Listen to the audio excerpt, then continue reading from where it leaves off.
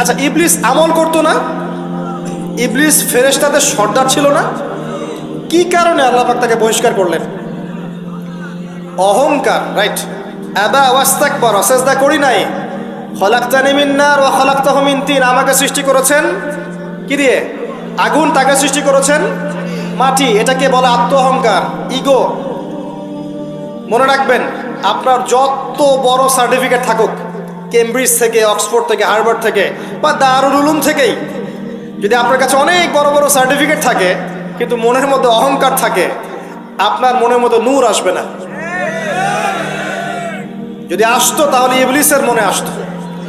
তার জ্ঞানের কোনো কমতি ছিল না, ওয়াস্তাকবার, সে অহংকার করেছে।